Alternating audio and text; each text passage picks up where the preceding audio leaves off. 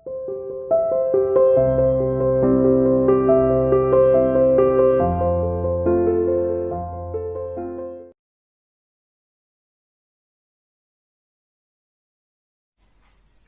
dear student, welcome to St. International School online classes, dear plus 2 commerce class.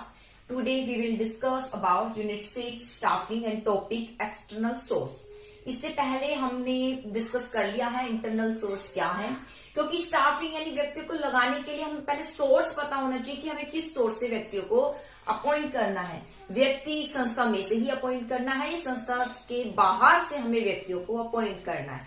अगर व्यक्ति संस्था में से ही अपॉइंट किया जाता है किसी पोस्ट के लिए तो वो इंटरनल कहलाया जाएगा। अगर व्यक्तियों को बाहर से हम इनवाइट करते हैं, एप्लीकेशन उनके एक्सेप्ट करते हैं, फिर उनमें टास्क कंडक्ट करते हैं, फिर उनको अपॉइंट करते हैं, तो वो एक्सटर्नल सोर्स कहलाया जाता है। तो यहाँ पर हम एक्सटर्नल सोर्स का डिस्कशन करेंगे क्योंकि इंटरनल का हम कर चुके हैं। अब देखिए एक्सटर्नल सोर्स क्या है, मीनिंग से इंडिकेट है सोर्स। स्टाफिंग का सोर्स एक्सटर्नल यानी बाहर से व्यक्तियों को अपॉइंट करना क्या कहलाया जाता है, एक्सटर्नल सोर्स। स्टाफिंग का एक्सटर्नल सोर्स कहलाया जाता है जब व्यक्ति संस्था में से नहीं लेकर संस्था के बाहर से व्यक्तियों को बुलाकर टेस्ट कंडक्ट करके फिर एबल व्यक्तियों को पोस्ट दी जाती है, तो वो एक्सटर्नल सोर्स का माध्यम बनता है स्टाफिंग का। यानी व्यक्तियों को बाहर से इनवाइट करना एक्सटर्नल सोर्स कहलाया जाता है। अब आता है एक्सटर्नल सोर्स, ठीक है व्यक्ति को बाहर से तो अपॉइंट किया जाएगा, लेकिन किस तरीके से किया जाएगा, उसकी क्या क्या मेथड है, क्या क्या इसमें विधि के द्वारा हम एक्सटर्नल सोर्स किस तरीके से हम इसको फॉलो कर सकते हैं। तो बाहर से बुलाने के लिए कौन कौन से तरीके की व्यक्ति जो बाहर है संस्था से, जो भी संस्था का मेंबर नहीं है, संस्था का मेंबर बन जाए, उसके लिए उससे अट्रैक्ट किया जाए। तो सबसे पहले आता है डायरेक्ट रिक्रूटमेंट। ये सबसे पहला मेथड है डायरेक्ट रिक्रूटमेंट। डायरेक्ट रिक्रूटमेंट मतलब ये इसके अंतर्गत क्या किया जाता है, डायरेक्ट भर्ती की जाती है। डायरेक्ट भर्ती, प्रत्यक्ष भर्ती, ये जनरली अनस्किल्ड वर्कर के लिए यूज किया जाता है, लेबर के लिए यूज किया जाता है। इसके लिए क्या किया जाता है, ज्यादा कुछ खास एडवर्टाइज नहीं किया जाता। इसके लिए जैसे भी किसी भी व्यक्ति की जरूरत है, कितने व्यक्तियों की जरूरत है, उसको इंफॉर्मेशन को पेस्ट कर दिया जाता है फैक्ट्री के गेट पर, प्रेमिसेस पर, ठीक है, बाहर कहीं भी आसपास के एरिया में बस पेस्ट कर दिया जाता है। जैसे जनरली आप देखते हो कि आपको कहीं ना कहीं पोस्टर मिले होते हैं, तो पोस्टर पर लिखा होता है इतने व्यक्ति की जरूरत है, ये सेल्समैन की जरूरत है, ये सब इस थ्रू इनको इनवाइट किया जाता है। तो ये कहलाई जाती है डायरेक्ट रिक्रूटमेंट। ये खास याद कर लीजिए, अनस्किल्ड वर्कर यानी कैजुअल वर्कर के लिए ये मेथड यूज किया जाता है। इसके बाद आता है कैजुअल कॉलर। क्या है, तो कैजुअल कॉलर मतलब आकस्मिक बुलावा होता है।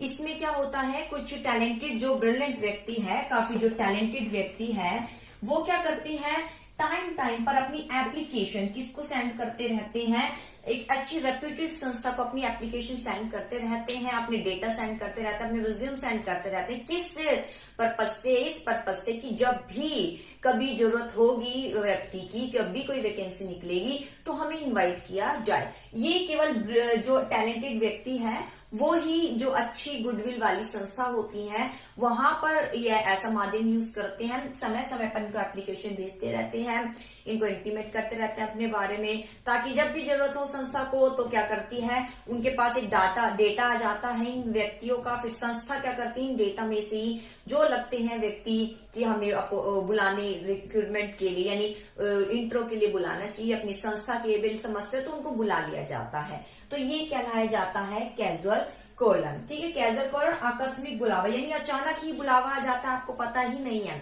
आपने पता नहीं हो सकता 2-3 मंथ्स पहले इनको एप्लीकेशन दी थी और अपने सारे डेटा इनको सबमिट किए थे, अपने सारे डेटा, आपने क्या काम करते हैं, आपका क्या एक्सपीरियंस, सब कुछ आपने इनको भेजा था ईमेल के थ्रू।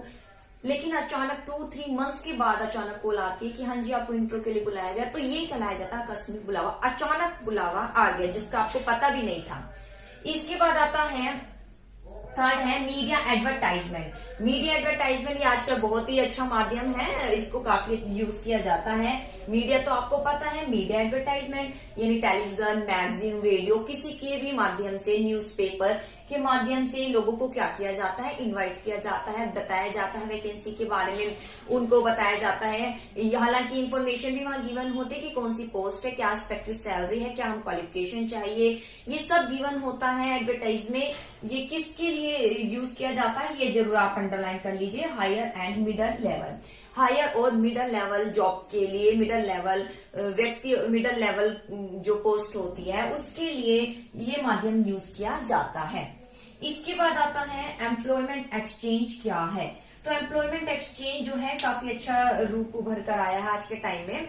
तो एम्प्लॉयमेंट एक्सचेंज में क्या होता है, ये बेटा गवर्नमेंट द्वारा स्थापित एक संस्थाएं होती हैं। तो एम्प्लॉयमेंट एक्सचेंज में क्या होता है, किसी भी व्यक्ति को अगर नौकरी की जरूरत है तो वो क्या करता है, एम्प्लॉयमेंट एक्सचेंज में अपना रजिस्ट्रेशन करा लेता है। अब सवाल उत्पन्न होता है कैसे कराता है भाई, कहाँ है एम्प्लॉयमेंट एक्सचेंज। जनरली हर डिस्ट्रिक्ट में एम्प्लॉयमेंट एक्सचेंज होता है और इसके लिए आप ऑनलाइन जो है यूज कर सकते हैं, ऑनलाइन अपना रजिस्ट्रेशन करा सकते हैं। ठीक है, जैसे कि आपको हरियाणा का भी एक एम्प्लॉयमेंट एक्सचेंज है, तो www.haryanaemploymentexchange.com। तो इस तरीके से आप जब टाइप करेंगे तो वहां पर सारे डेटा आ जाते हैं, फिर आपको फिल करना होता है तो आपका रजिस्ट्रेशन हो जाता है। फिर इससे क्या होता है, टाइम टाइम पर वो आपको इन्फॉर्मेशन देते रहते हैं और बहुत सी कंपनियां उनसे जुड़ी होती है।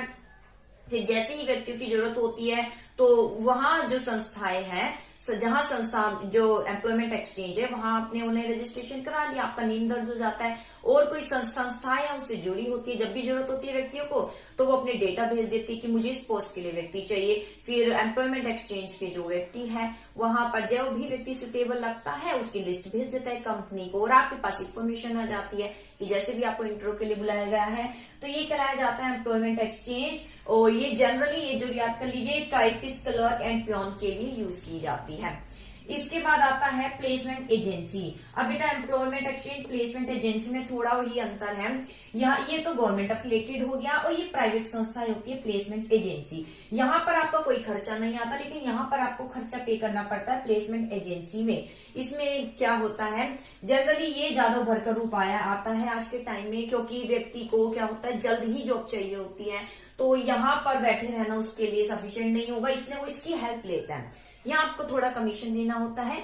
ठीक है, व्यक्ति जो सामने वाला है वो आपसे कुछ कमीशन लेता है, आपसे कुछ फीस लेता है और जिस संस्था में आपको भेज रहा है वहां से भी कुछ मनी जो कमा लेता है। तो ये कहलाया जाता है प्लेसमेंट एजेंसी। जनरली बहुत जल्दी इससे जॉब लग जाती है। जहां भी जिस एरिया में आप जाना चाहते हैं उस एरिया को लेकर आपकी जैसे भी क्वालिफिकेशन है उसको मैच करके आपको वहां सेंड कर देता है, कंपनी को बता देता है।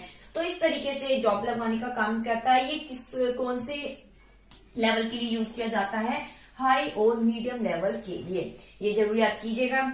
इसके बाद आता है मैनेजमेंट कंसल्टेंट क्या है। मैनेजमेंट कंसल्टेंट या हेड हंटर भी कहा जाता है, ये भी एक उभर कर आया है रूप।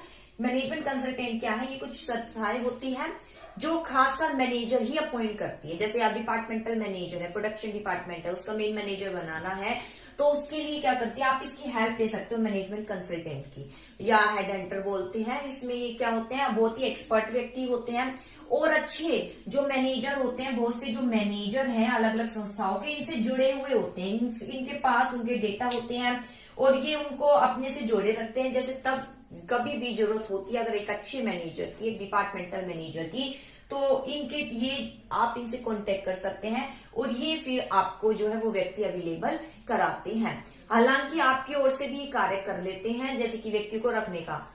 हालांकि ठीक है, आप इनको बोलेंगे कि संस्था इनको बोलेगी मुझे मैनेजर की जरूरत है, ये लिस्ट भेज देंगे, उस व्यक्ति को भी इन्फॉर्म कर देंगे, लेकिन व्यक्ति को लगाना, उसकी सार्टिफिकेशन फिर तो आप ही करेंगे, बाकी काम अगर आप चाहे तो इनको भी ये काम सौंप सकते हैं कि एग्जैक्ट हमें सिर्फ व्यक्ति लगाकर दीजिए, सारी वेरिफिकेशन आप कीजिए, जो भी कंडक्ट टेस्ट कर है, किसी प्रकार की फॉर्मेलिटी आप पूरी कीजिए, तो उसके लिए भी ये काम करते हैं, बदले में कमीशन लेते हैं। इसके बाद आता है कैंपस रिक्रूटमेंट क्या है। कैंपस रिक्रूटमेंट मतलब आपने देखा होगा कैंपस भर्ती पढ़ते पढ़ते जो है जॉब लग जाती है। तो कैंपस रिक्रूटमेंट में क्या होता है, बहुत सी जो संस्थाएं है अच्छी, जो रेप्यूटेड जैसे यूनिवर्सिटी या कॉलेज है, उनसे जुड़ जाते हैं। जैसे ही लास्ट ईयर है, ठीक है, फाइनल एग्जाम होने वाले हैं, तो उससे पहले ये संस्थाएं कुछ कॉलेजों में जाती है, यूनिवर्सिटी में जाती है, फिर वहां पर जो यंग ब्लड है यानी टैलेंटेड व्यक्ति है उनसे कांटेक्ट करती है और इस प्रकार वहां से व्यक्ति को क्या कर लेती है, हायर कर लेती है। तो ये कहलाया जाता है कैंपस रिक्रूटमेंट। आप पढ़ रहे होते हैं, फिर ये जनरली आपसे आपकी संस्था से जुड़ जाती है, वहां पर ही आपको इंट्रो हो जाता है और फिर वहीं पर आपका क्या हो जाता है, सिलेक्शन हो जाता है। इसके बाद आता है रिकमेंडेशन। क्या है, यानी सिफारिश। रिकमेंडेशन ये जनरली लोअर लेवल के लिए यूज किया जाता है। क्यों, ये है सिफारिश। सिफारिश मतलब जैसे मैं काम कर रही हूँ और मैं किसी व्यक्ति को लगवाना चाहती हूँ, तो मैं कह देती हूँ मेरे थ्रू प्लीज इस व्यक्ति को लगाया जाए, तो मेरी सिफारिश है ये। तो ये जनरली लोअर लेवल के लिए यूज किया जाता है। क्यों, क्योंकि हाई के लिए नहीं करेंगे, जनरली लोअर लेवल के लिए यूज किया जाता है। सिफारिश के अंतर्गत क्या होता है, ये भी संस्था यूज करती है एक्सटर्नल सोर्स। इससे क्या होता है, जो प्रेजेंट में एम्प्लॉई है वो मन लगाकर काम करता है, उसे पता है कि मेरे कहने पर व्यक्ति को लगाया गया। दूसरा, जिस व्यक्ति को लेकर आया, जैसे मैं किसी व्यक्ति को लेकर आई हूँ तो मेरा फोकस रहेगा वो व्यक्ति सही काम करे, तो मैं बल्कि संस्था से ज्यादा तो मैं उस पर कंट्रोल कर लूंगी, तो संस्था के लिए ये यूज करना बहुत ज्यादा अच्छा होता है। इसके बाद आता है लेबर कॉन्ट्रैक्टर। क्या है, लेबर तो आपको पता है कि लेबर है, ठेकेदार है, तो आपको कोई भी कंस्ट्रक्शन जैसे रोड कंस्ट्रक्शन है, बिल्डिंग है, ये सब कार्य कराना है तो लेबर कॉन्ट्रैक्टर है, इनसे आप कांटेक्ट करना होता है, फिर ये आपको क्या प्रोवाइड करते हैं, लेबर। इसके बाद आता है टेलीकास्टिंग। टेलीकास्टिंग में मेनली रूप से टेलीविजन के थ्रू जो है जारी किया जाता है कि ये पोस्ट है, ये क्वालिफिकेशन हमें चाहिए, ये व्यक्ति में ये क्वालिटी होनी चाहिए, ये सब कुछ इसके थ्रू बताया जाता है। वैकेंसी के बारे में व्यक्ति को इन्वाइट किया जाता है, वो टेलीकास्टिंग। वेब पब्लिशिंग, आजकल देखा होगा कि बहुत सी जो है वेब के ऑनलाइन माध्यम से भी आपको जो है जॉब मिल जाती है, जैसे www.naukri.com, JobStreet, clickjob.com। तो यहाँ पर आप अपना रजिस्ट्रेशन करा लेते हैं। जनरली ये टाइम पर आपको जो भी कंपनी जो होती है वो आपको समय समय पर क्या करती रहती है, इंफॉर्मेशन देती रहती है कि हाँ जी इस टाइम है, और आपके पास इंफॉर्मेशन आती रहती है कि जैसे आप यहाँ पर जब रजिस्टर्ड हो जाते हैं तो आपके पास इंफॉर्मेशन मैसेज आते रहते हैं जो आपने क्वालिफिकेशन डाली है उसके अकॉर्डिंग, और जो जॉब है फिर आपको बताते रहते हैं इस एरिया में ये जॉब है, फिर आपके ऊपर डिपेंड है कि आप जाते हैं नहीं जाते हैं। तो ये कहलाई जाती है वेब पब्लिशिंग, और ये सारे माध्यम है एक्सटर्नल सोर्स के। इसके बाद आता है अब एक्सटर्नल सोर्स के मेरिट क्या है। तो बेटा एक्सटर्नल सोर्स के मेरिट, सबसे पहले क्वालिफाइड पर्सनल, सबसे पहले एक अच्छा पर्सनल मिल जाता है जो एक नई टेक्नोलॉजी से इक्विप्ड होता है। दूसरा वाइडर चॉइस, क्योंकि इतने सारे व्यक्ति है जहाँ पे आप बेस्ट टैलेंट व्यक्ति को चूज कर सकते हैं। इंटरनल में ऐसा नहीं होता, वहां तो लिमिटेड व्यक्ति है। फ्रेश टैलेंट, एक नई टेक्निक से सीखा हुआ व्यक्ति हमें मिल जाता है। कॉम्पिटिटिव स्पिरिट आ जाती है क्योंकि नया व्यक्ति आ रहा है, प्रेजेंट वाले को पता है जो संस्था में है कि उसका कोई कॉम्पिटिटर आने वाला है, वो भी मन लगा के काम करेगा। बाहर से आने वाले व्यक्ति तो मन लगाकर करेगा ही, उसे पता है अगर अच्छे से काम करेगा तभी संस्था में टिक पाएगा। इसके बाद लेस चांस ऑफ फेवरेटिज्म नहीं रहेगा क्योंकि व्यक्ति बाहर का है और वहां कोई फेवरेट की स्थिति उत्पन्न नहीं होगी। अगर इंटरनल है वहां हो जाता है कि फेवरेट है, इसको जो है ये पोस्ट दे दी जाती है। कई बार देखा जाता है असमानता का फिर पालन होता है, वहां मिस इक्विटी की अवहेलना होती है और असमानता फॉलो कर रहे हैं।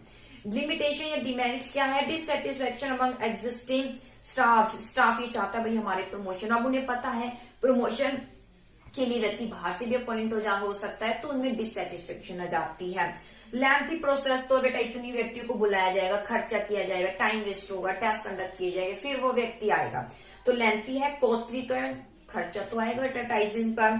चांस ऑफ रॉन्ग सिलेक्शन, क्योंकि व्यक्ति के बारे में हमें नहीं पता, जैसा वो बोल रहा है थोड़ा हम वेरिफिकेशन करने पर पता लगा लेते हैं, लेकिन एक्चुअली रूप से वो ऑनेस्ट है या नहीं, कैसा काम करेगा, वो तो जब संस्था में आएगा तब हमें पता चलेगा एक्चुअली वो है क्या। तो इसलिए कहीं ना कहीं रॉन्ग सिलेक्शन के चांस हो जाते हैं। और जो इंटरनल में है तो हम उस व्यक्ति को बहुत सालों से जान रहे होते हैं, तो हमें वहां रिस्क कम दिखाई देता है, हमें लगता ही है कि मन लगा के काम करेगा, मेहनती है, ईमानदार है, लेकिन बाहर से आने वाले व्यक्ति के बारे में थोड़ा ही संदेह रहता है। इंक्रीज इन लेबर टर्नओवर, जब व्यक्ति को पता है कि उनका प्रमोशन का कोई खास चांस है नहीं, व्यक्ति बाहर से अपॉइंट किया जाएगा, तो जैसे ही कोई ना कोई जॉब आ जाती है वो क्या कर देते हैं, उस संस्था को छोड़ देते हैं। तो इस प्रकार ये इसकी लिमिटेशन है।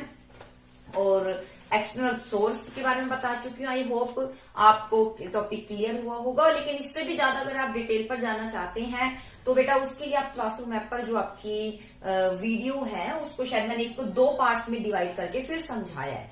ठीक है। और ये मैंने एक समझाया है कि एक रिवीजन के बेस पर, और इससे ज्यादा डिटेल देखिए तो आप एक बार उस वीडियो को भी देखिए। ओके बेटा।